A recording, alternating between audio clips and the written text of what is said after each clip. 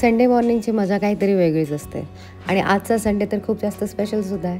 कारण आज आहे ऑगस्ट महिन्यातला पहिला संडे म्हणजेच फ्रेंडशिप डे. त्यामुळे तुम्हा सगळ्यांना happy friendship day.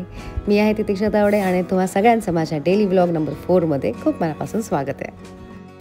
Mumbai Sunday मॉर्निंगला थोडी जास्त सुंदर दिसते, तुम्हाला नाही का वाटत? बरं, फर्स्ट थिंग फर्स्ट मी माझ्या दिवसाची सुरुवात केली मोस्ट एसेन्शियल गोष्टींनी, ते म्हणजे भिजवलेले मनुके, बदाम आणि त्याचबरोबर गरमागरम ब्लॅक कॉफी. बरं, आज सकाळी उगाच असं वाटत होतं गरमागरम चहा करावा, त्याबरोबर खारी आणि बटर खावे. पण मी कशीबशी त्या गोष्टींवर मात केली आणि कॉफी घेऊन बसले स्क्रिप्ट रीड करायला. येस, लवकरच काहीतरी खूप स्पेशल घेऊन येते आहे मी आणि मी खूप जास्त एक्सायटेडसुद्धा आहे तुम्हाला याबद्दल सगळे डिटेल्स द्यायला. आणि येत्या काही दिवसांमध्ये मी तुम्हाला सगळे डिटेल्स देईनसुद्धा, पण तोपर्यंत थोडी सिक्रेसी राहू दे मला वाटतं. सो मी अशी एकटी माझंच रीडिंग करत बसले होते. खूप मजा आली आणि त्यानंतर मग थोडा वेळ मी योगा केला आणि त्यानंतर फटाफट आवरून मी निघाले डोंबिवलीला जायला. येस, आज मी डोंबिवलीला जाते कारण खूप दिवस झाले मी डोंबिवलीला गेलेच नाही आहे आणि मला जरा घराची आठवणसुद्धा येत होती, म्हणून मी निघाले रिक्षेने. आणि सोबतच स्क्रिप्ट तर होतीच, त्यामुळे छानपैकी वाचत वाचत मी निघाले कांजूरच्या दिशेने. आणि गेस वॉट, रस्त्यात खूप छान पाऊससुद्धा पडायला लागला. वाव, आपण रिक्षामध्ये बसलो आणि बाहेर छान मुसळधार पाऊस आहे. हे मला एकंदरच चित्र खूप जास्त आवडतं, त्यामुळे हा पाऊस मी खूप जास्त एन्जॉय केला. फायनली मी पोहोचले कांजूर स्टेशनला. कांजूर स्टेशनवरनं डोंबिवलीची ट्रेन पकडायची होती. ऑलरेडी कुठली तरी ट्रेन येत होती 1 नंबर प्लॅटफॉर्मला.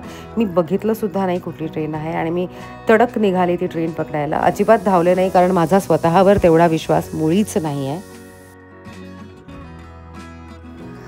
ट्रेन पकडताना मला नेहमीच कॉलेजचे दिवस आठवतात, कारण माझं 11वी-12वीचं शिक्षण झालं आहे मुलुंड कॉलेज ऑफ कॉमर्समधून आणि मी रोज त्यासाठी ट्रेनने प्रवास करायचे. फरक फक्त एवढाच होता की तेव्हा ट्रेन पकडताना माझ्याबरोबर माझ्या मैत्रिणीसुद्धा असायच्या आणि आम्ही धावत पळत ट्रेन पकडायचो आणि ट्रेन पकडताना हमखास कोणाला तरी धक्का लागायचा आणि मग त्या काकी आमच्यावरती चढायच्या आणि मग आम्ही खुसूर करून खूप हसायचो. आज अजून एक सुंदर गोष्ट अशी घडली की मला विंडो सीट मिळाली. ऑफकोर्स, म्हणजे रविवार होता आणि रविवारी मला विंडो सीट मिळाली नसती तर मग म्हणजे गंमतच होती. मस्तपैकी विंडो सीटला बसून गाणी ऐकत ऐकत मी हा पुढचा प्रवास केला आणि पोहोचले डोंबिवलीला. बबलू मला घ्यायला आला होता बाईकवर. त्याच्याबरोबर मी घराच्या दिशेने निघाले. डोंबिवली स्टेशनसुद्धा किती छान गेलं आहे ना. लहानपणी जसं होतं तसं आता काहीच राहिलं नाही आहे. सगळं, अक्षरशः सगळं चेंज झालं आहे. मग मी घरी पोहोचले, छानपैकी जेवले, थोडा वेळ स्क्रिप्ट वाचली आणि मग एक छोटीशी नॅप काढली. झोप झाल्यानंतर मी घराबाहेर पडले कारण आज आहे फ्रेंडशिप डे आणि मी माझ्या शाळेतल्या सगळ्यात जुन्या मैत्रिणीला भेटणार आहे. ती म्हणजे दीपिका. ते सुद्धा अशा ठिकाणी जिथे आम्ही आमचं सगळं बालपण घालवलं आहे. येस, जे डोंबिवलीचे आहेत त्यांना आतापर्यंत कळलं असेल, मी आले आहे फडके रोडला. खरं तर लहानपणापासून आम्ही जायचो मॉडर्न कॅफेला, पण आज दीपिका म्हणाली एक नवीन रेस्टॉरंट आहे, आपण तिथे जाऊया कारण इथलं जेवण खूप छान आहे. द फूड टाऊन नावाचं हे रेस्टॉरंट आहे, तिथे आम्ही आलो.